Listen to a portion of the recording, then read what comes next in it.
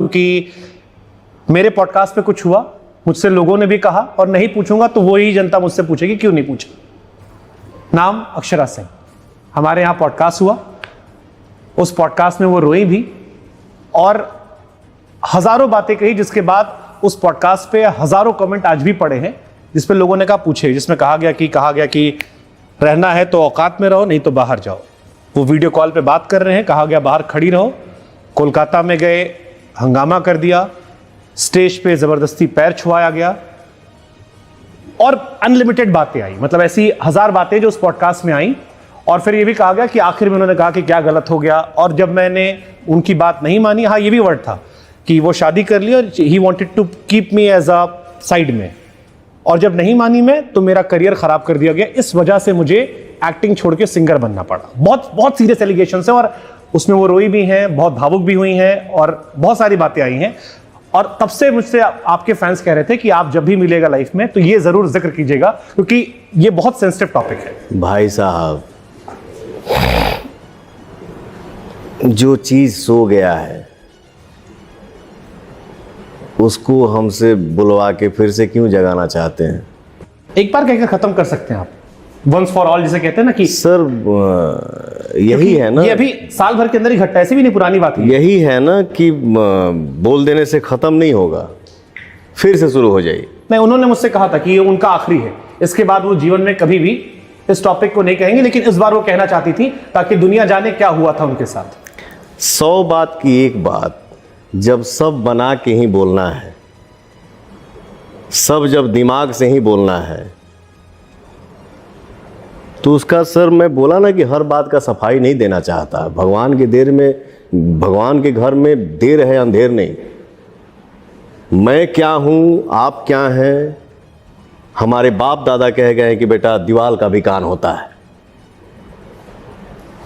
मैं क्यों बोलूँ सर, मुझे नहीं बोलना। लेकिन आपको नहीं लगता, जैसे एक मुझे पर्टिकुलर घटना याद आई, कहा गया कि एक स्टैम्प पेपर मंगाया गया, उसमें कहा गया कि तुम साइन करो कि मेरी प्रॉपर्टी में भविष्य में किसी विवाद में तुम कुछ नहीं करोगी। मेरी आपकी माता जी का भी जिक्र किया गया कि आपने अपनी माता जी के हवाले से तो सर और ये सारी बातें सार्वजनिक तरह पे, ये कैमरे के सामने की बात है क्या? हाँ, सारी बातें कि ऑन कैमरे पे है कि एक स्टैम्प पेपर मंगाया गया आपकी शादी से पहले, जिसमें कहा गया कि मेरी मम्मी ने कहा है मेरी माँ की खुशी के लिए तुम ये कर दो कि तुम मेरी प्रॉपर्टी में हिस्सा नहीं लोगी, भविष्य में कुछ ऐसा नहीं कहोगी, और मुझसे जबरदस्ती फिर साइन करवाया गया। हाँ सर, ये सत्य है,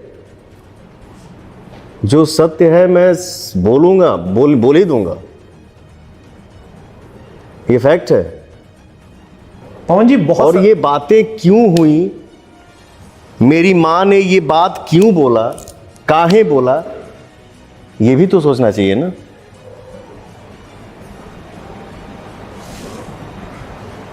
अगर पवन सिंह का और शुभांकर मिश्रा का दोस्ती हुआ, ठीक,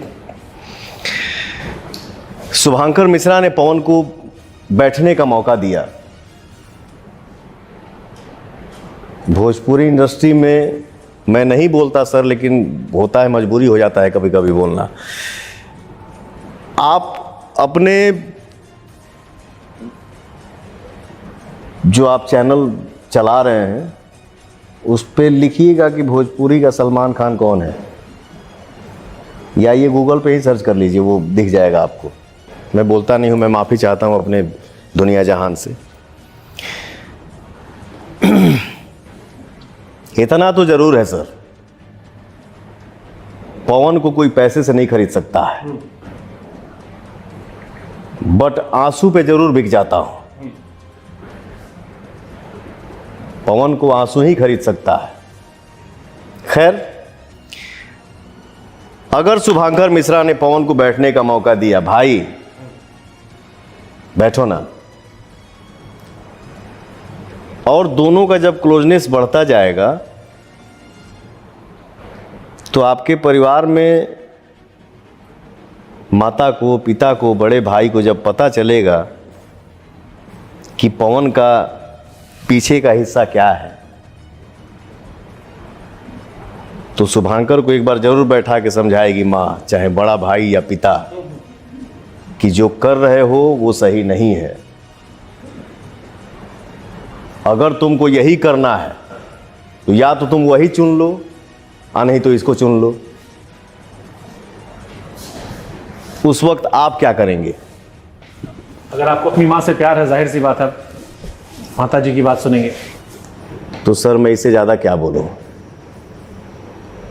कोई बोलने को बोल दिया कि मेरे से ये करवाया गया, मेरे साथ ये हुआ, मैं ये नहीं बोलना चाहता हूँ, माफ़ी चाहता हूँ अपनी जनता से, बट भाई ने खुद दिया, भाई खुद नहीं दिया, सॉरी माफ़ी चाहता हूँ। नहीं नहीं ठीक है, वो भाई ने, हमारे यहाँ भाषण समझते हैं, खुद भाई ने छेड़ देना मतलब। भाई ने पूछा, बट उनसे आप ये नहीं पूछिएगा कि मैडम आप किस स्थिति में पवन सिंह के साथ बैठी और आपको बैठाया, उनका कहना था आप उस टाइम क्या थी? उनका कहना था कि मैं उनसे बहुत, ये भी उन्होंने जिक्र किया कि मैं उनसे बहुत प्यार करती थी, मुझे उनसे शादी करनी थी, मैं अपने घर से रोज सुबह उठती थी, उनके घर जाकर उनको उठाती थी, खाना खिलाती थी, उनकी पूरी दिनचर्या की जिम्मेदारी मेरी थी, ये उन्होंने जिक्र किया। मैं आपको एक सेकंड, अगर आपने, क्योंकि ये जिक्र है, हम क्योंकि लास्ट डे जब उनसे बात हुई थी, रहना है तो औकात में रहना पड़ेगा, नहीं रहना है तो ये भी फैक्ट है, रहना है तो ढंग से रहिए, नहीं तो नमस्ते प्रणाम करिए, ये सत्य है। आपको जो लगेगा आप वो करिएगा, अब मैं उसको एक्सेप्ट करते जाऊं, नहीं कर सकता।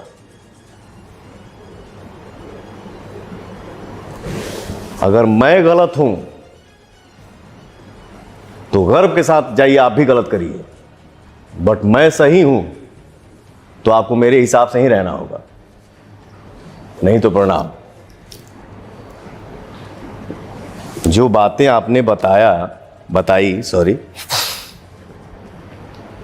उन्होंने कहा, आपने सुना, दुनिया को भी बताया गया। तो फूट फूट कर रोई थी, बहुत तेज तेज रोई थी, और उस इंटरव्यू के कई हिस्सों में हमें ब्रेक लेना पड़ा, इतना ज्यादा रोई वो। अब क्या है ना, एक लड़की एक औरत के बारे में एग्जाम्पल दूंगा तो सब कोई अपना अपना पे ले ली, ये भी नहीं बोल सकता सर। मतलब मैं आपको ये इसलिए बता रहा हूं, देखिए हर तस्वीर के दो पहलू होते हैं। एक वो होगा जो आपका आलोचक वर्ग है, जिसको इस पे मौज काटने का मौका मिल गया। दूसरा वो है जो आपका अपना वर्ग है, जो आपको हर बात पे डिफेंड करता है। मैं आपको ऐसे 100 कमेंट दिखा सकता हूं जो आपको लेकर आए, जिसमें पूछा गया कि क्या पवन सिंह ने अक्षरा सिंह के साथ गलत किया था, भैया से पूछेगा। उसके आत्मा को पता है कि उसने, पवन सिंह ने उसके साथ क्या किया। सर मैं अपना बड़ाई अपने मुंह से करूं, कैसे अच्छा लगेगा? मैं कैसे बोलूं कि मैं अच्छा हूं? ठीक है, उसने बोल दिया कि मैंने ये किया, वो किया, ऐसे किया। स्टेज पर आप लोग जानबूझ के गाने चलवा देते हो, जब उनका कोई एल्बम आता, ये उनका आरोप था कि जब मैंने हमारी है दिन रह गई बाकी उनका स्टेज पर हम अपन गाना बजवाए, ऐसा दिन आ गया है पवन सिंह का। आपने ये नहीं पूछा उनसे कि हाँ आप सिंगर बने कैसे? पूछा, हमने कहा कि आपने सिखाया था लेकिन अब मजबूरी हो गई। फिर ये भी कहा कि जैसे उनका कोई एल्बम आता है, आप लोग कभी उनका एमएस लीक करवा देते हो। इस धरती पे कौन कौन कितने % ऐसे व्यक्ति हैं जो अपना धन किसी और को दे देंगे? किसी से लगा होगा तब शायद। उनके माता पिता का कहना ये था, पवन जी मेरे बच्चे का बचपन से गाने का शौक है। मैं शायद बचपन में उसके घर गया भी था तो वो घर में हारमोनियम भी रखी थी। मैं फिल्म सिटी में शूट कर रहा था सर, मेरे लिए एक सावन का गाना बना था, नाचा हिला के करी हैया पवन सिंह के गाना बजा के। मैं सोचा वो भी बोलती है गाना है मुझे, गवाइए ना। उसकी माँ भी बोलती है कि पवन जी उसको गाने का बचपन से शौक है।